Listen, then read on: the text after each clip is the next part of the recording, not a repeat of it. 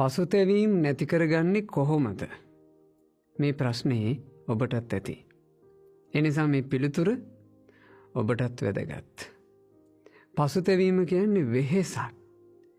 ඒ වෙහෙස දුරු කර ගැනීමට මූලික ක්‍රමවේද 5ක් බුදුරජාණන් වහන්සේ දේශනා කළා. 1. අකමැත්ත. පසුතැවීමට අවංකවම අකමැති වෙන්න ඕන. හිතන්න මෙහෙම. අනිත් අය පසුතැවෙනවාද නැද්ද කියන එක මට ප්‍රශ්නයක් නෙමෙයි. මම පසුතැවෙන්නේ. පසුතැවීම එක්ක මං කාලේ අපතේ දාන්නේ. පසුතැවි මට ගෙවා දාන්න තියෙන්නේ වටින කාලය. ඒ කාලේ අපරාධේ. මට වැරදුනා වෙන්න පුළුවන්. මම වරද්ද ගත්තා වෙන්න පුළුවන්. හැබැයි මං ඒ වෙනුවෙන් පසුතැවි ඉන්නේ. මට ඉස්සරහට ඉන්න තියෙන කාලේ මං වැරදි හදාගෙන ලස්සනට ගත කරනවා. ආන් එහෙම පසුතැවීමට අකමැත්ත ඇති කරගන්න. බොහෝ දෙනෙකුට පසුතැවි ඉන්නවා. පසුතැවීම නැති කරගන්නට අවංක කැමැත්තක් නැහැ. එනිසා ඔබ අවංකවම පසුතැවීමට අකමැති වෙන්න. පසු නොතැවී වාසය කරන්න අවංකවම කැමති වෙන්න. 2. හිතක් ඉපදවීම. අපි කොච්චර අකමැති වුණත් පසුතැවීම යලි නැගි එන්න පුළුවන්. පසුතැවෙන්න හේතු වෙච්ච කාරණේ ආයෙ ඔළුවට එන්න පුළුවන්. ඇතැම් වෙලාවට සමීපයේම ඉන්න අයත් ඔබට පසුතැවෙන්න හේතු වෙන කාරණේ මතක් කර දෙන්නත් පුළුවන්. ඔය ඔක්කොම මේ සමාජ ජීවත් වෙනකොට අපිට වෙන ප්‍රශ්නනේ. ඔබ ඒ හැම මොහොතකම හිතක් උපද්දන්න. අනිත් අය පසුතැවි හිටියට මම නම් පසුතැවි ඉන්නේ. හිතක් උපදන්න. හැම තිස්සෙම හිතක් උපදන්න. පසුතැවීමෙන් හිත බර වේගෙන එනකොටම ඔබ හිතක් උපදන්න නැහැ.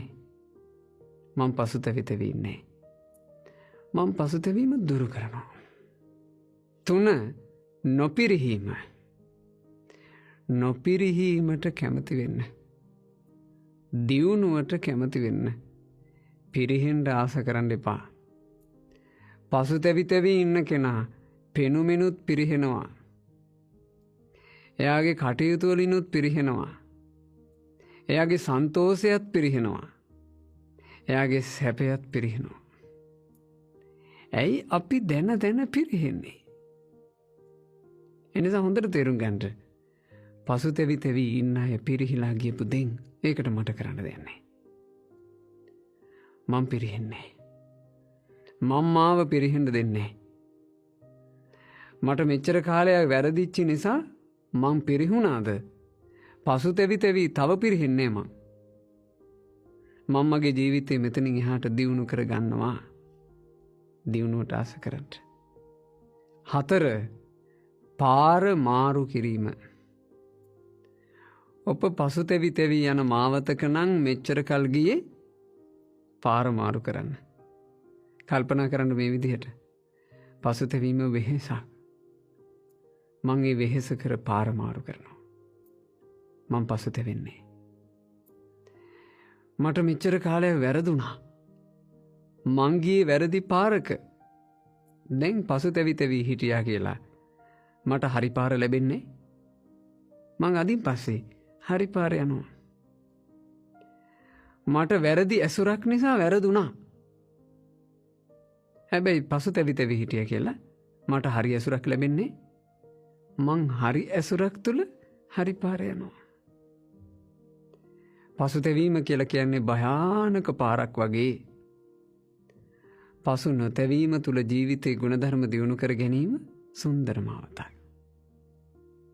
මං ඒ සුන්දර මාවත යනවා.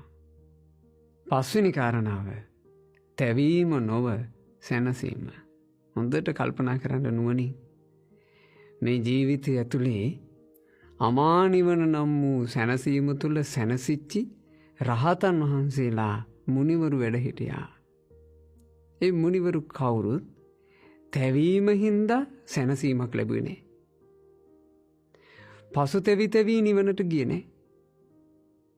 ඒ මුනිවරු ඔක්කෝම සැනසීම උදා කරගත්තේ පසුතැවීම් දුරු කරලා තැවෙන ස්වභාවයන් දුරු කරලා ධර්මයේ හැසිරීම නිසා, යහපතේ හැසිරීම නිසා, කුසලයේ පිනේ හැසිරීම නිසා. එනිසා කොච්චර වුණත් වැරදිලා තියෙන්න පුළුවන්. නමුත් ඒ වැරදි සම්බන්ධයෙන් අපි තවදුරටත් තැවි ඉන්නවා නම් ඒක කුසලයක් නෙමෙයි. අපෙන් අකුසල් කෙරුණා. ඒ කෙරිච්ච අකුසල් සම්බන්ධයෙන් දැන් තැවෙනවා කියලා කියන්නේ ඒක කුසලයක් නෙමෙයි. අපි හිතමු අපෙන් පව් කෙරුණා. කෙරිච්ච පව් ගැන දැන් තැවෙමින් ඉන්නවා කියලා කියන්නේ ඒක කුසලයක් නෙමෙයි. අපි දුෂ්චරිතය කළා. ඒ කරපු දුෂ්චරිතය ගැන දැන් තැවෙමින් ඉන්නවා කියලා කියන්නේ ඒක කුසලයක් නෙමෙයි. අපි බාල වර්ගයේ ඇසුරක් කළා. ඒ ඇසුර සම්බන්ධයෙන් දැන් තැවෙමින් ඉන්නවා කියලා කියන්නේ ඒක කුසලයක් නෙමෙයි. කුසලෙ මොකද්ද? මට වැරදුනා කියලා තේරුම් අරගෙන ඒ වැරදි හදාගෙන ජීවිතේ ගොඩ නගා ගැනීම.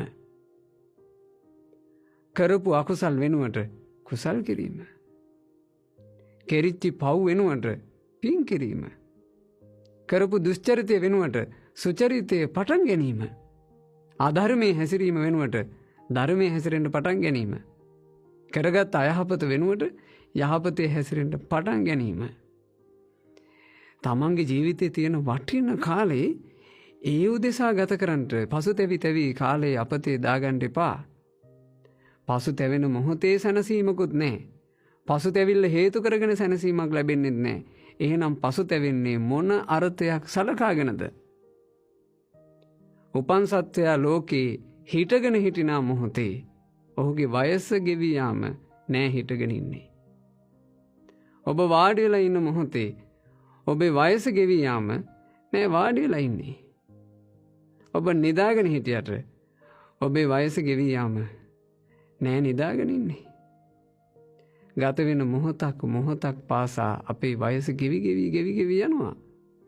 මේ ගෙවී යන වයස, මේ ගෙවී යන කාලය, මේ ගෙවී යන ආයුෂය තැවි ගත කරන්න කැමති වෙන්න එපා. සැනසීමට ආස කරන්න. අරහත් මුනිවරු යම් සැනසීමක සැනසුණාද ඒ සැනසීම ලැබුණේ පසුතැවීම නිසා නොවේ.